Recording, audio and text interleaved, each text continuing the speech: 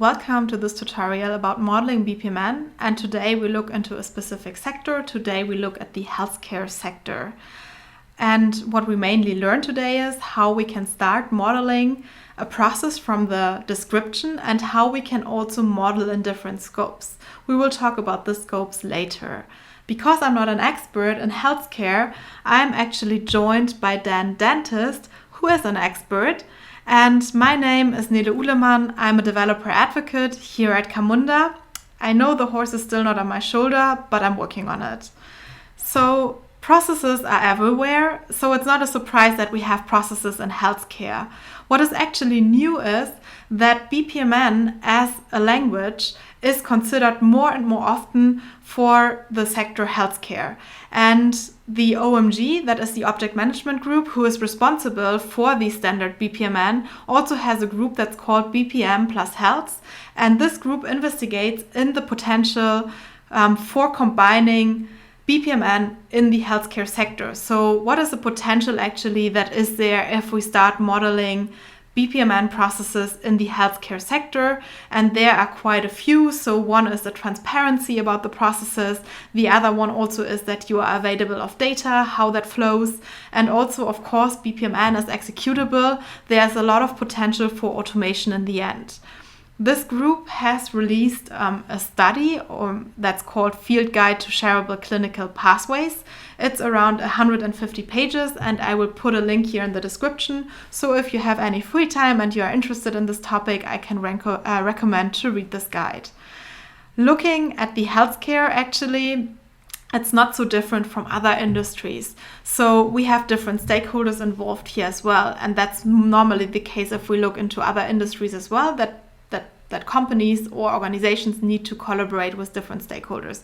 And we have here the stakeholders that are involved are the insurances, the healthcare providers themselves, pharmacies, and the patients, and so on. And today is really great because I got a description from a coworker, and I have no idea what he meant. I think it's a description for healthcare, how it works in the US. I'm not in the US, so I'm just the person who needs to model. And why is that so great? Because often we have the situation that the person who is responsible to create the model is not the person that is actually the stakeholder in the process, so probably has not the real knowledge about the process.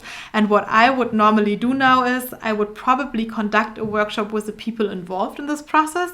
I can't do that, but I show you how you can even get started with maybe not fully description, but then you can use the models you created to a workshop to work further on them. Let's get started. So what we actually have here is the process visit a healthcare provider, an outpatient process. And already great if you get something like that. You see sometimes it's not the perfect world. Sometimes descriptions are not complete. We have here the process starts with patients needs to see a healthcare provider, and then we have question marks. So we really don't know where the process ends, but we have to work with that now. We have different roles we can see here. We have the office staff, we have the insurance verifier, we have the healthcare provider staff, we have the billing staff, and we have the patients. So normally, probably we know the process from the patient side. That's how I know the process. Let's look into the parts of the process, and don't worry if you can't follow with all the reading. It's more about the idea, and I will come back to the text parts that are important during the tutorial. So the first part of the process actually describes here the registration and arrival of the patient. So here we have the patient's perspective actually, because we see that we can maybe register ourselves before in a patient portal. And if we do so, we don't have to fill in some paperwork once we arrive at the healthcare provider. And there is an identity check done by the office staff member upon arrival. Then the registration and arrival process continues of the patient, but in this time we look more from the perspective of the office staff. So the patient sits in the waiting room, and then in the meantime the office staff has to conduct some tasks like verifying the member's insurance, eligibility, that's a hard word, and also looking if there might be any copay that the patient has to pay. And also if there's copay, they will collect the money from the patient. And also if they do so, they will have a billing process kicking off, probably talking to the finance department of the healthcare provider.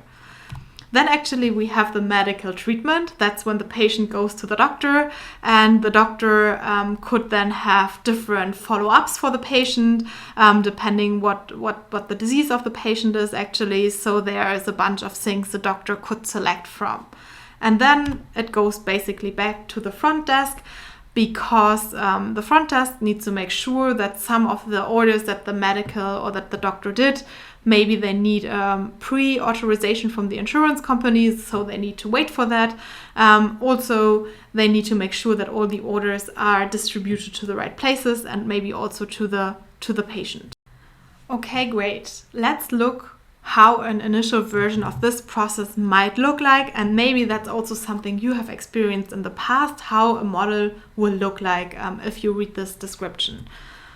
I'm going to Cavimo here, that's the Camunda web modeler, and the version is already modeled here. So what we can see here is actually what was written in the description. We have the patient that needs to see the healthcare provider. We have this whole registration online thing. Then we wait till the day, and if there was no registration, we have all this manual tasks that needs to be done by the patient to register. And then we have this verification here. We have a parallel gateway indicating that this is a branch where we start seeing the doctor as a patient, and the doctor needs to do some stuff. And here in the other parallel branch, the front desk basically will do some work about our insurance eligibility, and also maybe determining co-pay costs if we have them. And then we have here the whole follow-up about what else is needed after the patient has seen the doctor. And then in the end, we reach the end event actually with patient has seen by a healthcare provider. And this is already great because it gives us an overview of what's going on, and it's maybe easier to understand than the description itself. But there is a problem with this process in particular. It mixes different roles here in the task types. So we have, on the one hand, if we start here, we have the patient that needs to perform tasks. We have the office staff that needs to do that needs to perform tasks. We also have at one point here the doctor that needs to perform tasks. And what is the problem here is actually, if we put everything into one BPMN diagram, we cannot really outline communication between different parties. I mean, here it says that notes and orders given to the front desk is a send message. But if you know the BPMN standard quite well, you know that sending and receiving a message within the same process is not really possible. So I could send it here, but I could not receive it here in the branch for the front desk worker. And I think when we model BPMN, we should model it correctly. And I would like to talk with you now about different scopes that we have once we model BPMN. And the different scopes that we have are actually the strategic process model that gives us a quick overview of what's going on in our process. And it's not meant to be detailed or correct in that sense that it has every working step in there. It's really just a big overview. And I know that can be struggling because we tend to we want to put everything into the models. But the strategic process model is really just the overview. And a good hint here is try to model the strategic process model with just 10 task types. Then a level below, we have the operational process model. And here we should distinguish between the human workflow that is actually like a work instruction for someone who works in the process, and we have the technical workflow, because most of the work is supported with systems and with system interaction. And actually, this becomes quite handy because once we have all of them, we can create collaboration models. And there also we can see where we have potential for automation and where we can improve our systems and in general, the data flow. So let's model from the description that we have. First, the strategic process model. Okay, I'm back into Cavimo and I've opened a new model. And what I'm going to do first is, because in a strategic model, that's the only use case where it is completely okay to model a pool with lanes. If we talk about automation and collaboration, normally lanes are not useful because lanes are in the same pool and one pool can just cover one process. And as said before, when we are in the same process, we cannot really outline communication between different parties. But here for the strategic process model, it's okay because it's not meant to outline the communication and the interfaces between different roles. It's more like the quick overview. So if we have here the pool that we call healthcare provider, we also have the different roles actually. And I think there were 3 that were interesting. We had the front desk that was interesting. We also had the finance department. I think they did something about the billing. Finance. And we had the medical stuff. So we had the doctor themselves. Also very important here is that if we are looking from the perspective of the healthcare provider, we have other parties we have to interact with, but those parties normally are black boxes for us. So what we can do here is we can use an empty pool, we can collapse it, and then we call this one, for example, it's a patient. And I can make that a little bit bigger, so this is a patient, and then we might have something else here because maybe the insurance company itself gets important at one point. Insurance company. And now remember, the goal of this is not to be detailed. The goal of this is to have a really quick overview. So we start here with the same thing, that the patient has arrived. And probably the process of registering in the portal has happened before. So what is happening now is that we check in our system if we have this patient's details. So check for online registration, or is patient registered already? Always good to have the question. I like that better. So is the patient registered already? And if yes, I think there is nothing to do. And if no, probably we have to do something here. Getting more complicated. No, then we do the registration.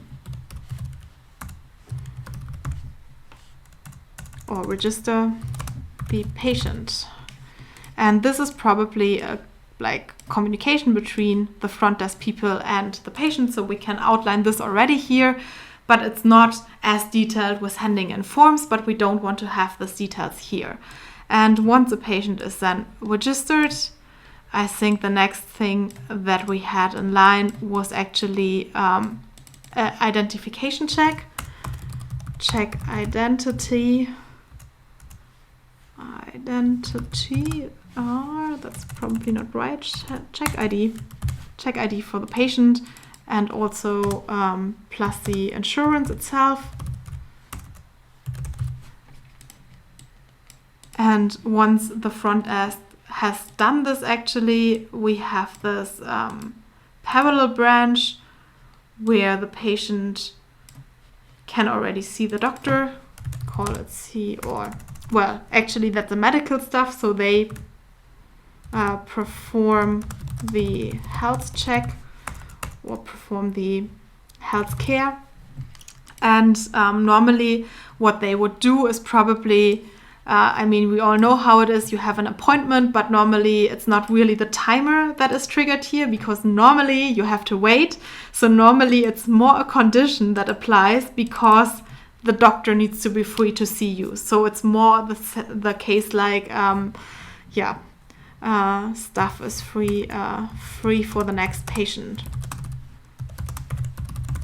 Would be great if the timer would work here, but from my personal experience, I use the condition event because it never worked. So that was something that we do here, perform the health care thing. And I think, if I remember it correctly, what the front desk is actually doing, they will have a process about the eligibility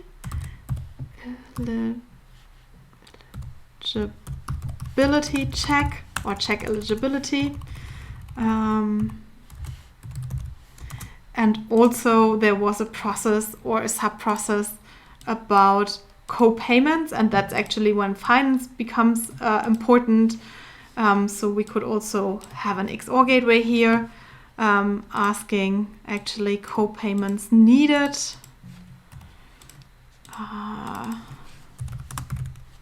So where I'm typing, I should type here, co-payments needed. Nope, I don't want the attention marker. And if yes, we have the finance that starts the bill the patient. And if no, probably nothing is happening. So we can merge here again. That's a no branch. And actually what's afterwards happening is the follow-up with the patient. And that involves all the potential things that we can do. If we would like to outline that this is probably a little bit more, we can also use here a sub-process to say, okay, this is like a bigger process. I also can do it here. We don't actually have the insurance here, that we don't indicate that we have. Oh, well, we could do, for example, maybe here that goes to the insurance, where we have to see if that patient has or applies to what treatment they were signed up to. And then we also have an end event saying patient visited healthcare provider. Cool. And let's count the tasks. So 1, 2, 3, 4, 5, 6. So I'm quite good with that. And actually it's just it was really just a quick overview what's going on. We have the different roles in the healthcare provider section. We know some parties we will communicate with from the outside, but what we have not really shown is details of the process inside. So we don't know how, for example, does the front desk communicate with the finance department or with the medical staff? And that's why we have operational process models. And I'm going to show you in the next step how an operational process model could look like. So in order to model the operational models with the human workflow, the idea is quite simple. The idea is that every lane in this process gets an own pool, and we can model the pool expanded with the other pool collapsed. So we just outline the role of the front desk.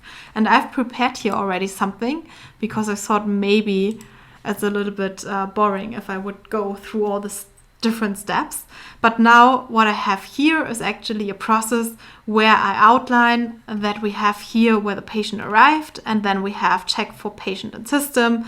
Then we can see if the patient was online registered, and this should be a yes. Always good to label everything, best practices, and so on. I hope you know all of them. And here we have actually the handover registration form. We could actually be a little bit more precise and have a link here to the patient pool. We get the form. So we see here already we have way more details than in the strategic process model. So here we really need to think of, that's an instruction how the person who works at the front desk need to work. Probably also an experience from my own experience as a patient. Sometimes you even need to hand it back to the patient so they can have some corrections if there was something missing. Okay, then what we have as well is that we have here actually the process that is kicked off when we have the insurance eligibility that we have to do. Maybe also we have to determine any co-payments that we have to send to the finance department. We have to collect the co-payment. Again, this goes here to the patient. We have the follow-up notes that come actually from the medical staff. So here really the medical staff can send us a message. And in the end, I did it a little bit simplified here. So what we have is we can ask, what are the follow-up items? Do we need additional treatment? If that is the case, we need to see if we need the verification from the insurance. If so, we send the details and we wait here for an answer. and then we can schedule the follow-up orders for that patient. Prescriptions, we have to see if we can get the details from the patient's preferred pharmacy, and then we can check if we can send this prescription electronically. If that's the case, we can send it directly to the pharmacy. If not, we have to print the thing. Probably, do we have the pharmacy somewhere? No, we could include the pharmacy here as a new collapsed pool to say, okay, we send the details to the pharmacy. So always best practice not to say send details to pharmacy, but then better use a message flow to outline where it goes to. For example, something you could do. And then in the end, we merge here again, and then the visit also ended. I forgot to label this. And this is an outline how an operational process model for the front end could look like. And what is really interesting here, I will zoom out, so no worries, is that we see a lot of different interfaces here, or we see a lot of different communication happening here. And the real question really is, when we talk about automation and the potential of using a workflow engine, do we really have this interaction directly? So is it really the case, for example, that the medical staff sends the information to the front desk directly? Or is there a system that helps and foster this process? And if we have a process in a system, we can talk about the technical process flow. And I show you how that looks like. And this also gives you the indication what is the potential here actually for automation and what can be improved. Okay, and this is how a technical process in the end can look like. Also the same, right? It's the workflow engine, or the technical workflow represents maybe the workflow engine, and it's another process participant with its own pool, and people are interacting. But now from an idle world, what we can see here is actually that the workflow engine also starts orchestrating the work of the different people involved in this process. And also we can see maybe some potential for automation here. So what we have here are actually user tasks. And what I did here to outline who is responsible, I put synchronous communication between the parties. So I have here the front desk, and I see I missed something.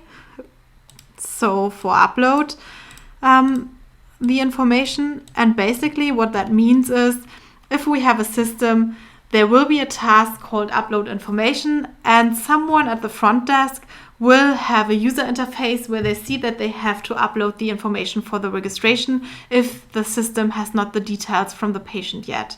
We have the verification, the very identification and proof of insurance. This is also a task represented in a UI for the front office. We can see here now quite well that we have, for example, the verify insurance eligibility. And if I remember it correctly, in the beginning it says here, this is done still via phone. So maybe someone has to click an OK in the system after they phoned someone. But there is potential to put this directly in connection with the systems of the insurance company. So what we also could do here, if we talk of improvement of automation, we could think, could we maybe have, or do we have an API that we can call? So the front desk person does not really have to do it. And then we have here the insurance company, and I make the pool a little bit bigger, that then communicates here with the IPA of the insurance company directly. So less work for people in the front desk, and they can coordinate better what they have to do with the patients. Also what we have here is, for example, that we send some information, payment information, to our finance department. So the communication here really is taken by the system. Also what we could imagine, depending on the follow-up items that are selected by the doctor, the system can provide us great help on how that can look like. So for example, if we have a prescription, we get automatically the details from the patient, and then the system can see, is this pharmacy or can this pharmacy receive those things electronically? And if yes, it could be sent directly out to the pharmacy. And if not, we would create a user task for our front desk again for printing. So while having this technical process here outlined, we see all the potentials and the gaps that we have for improvement of the process, and we can also close gaps in defining systems and tasks that can be automated. Cool, that brings me to the end of this tutorial. I hope you learned today that processes are very suitable for the healthcare industry, that they make a lot of sense. I hope you learned about the different scopes of the process. And yeah, I'm looking forward to your comments and your questions, and see you the next time. Bye!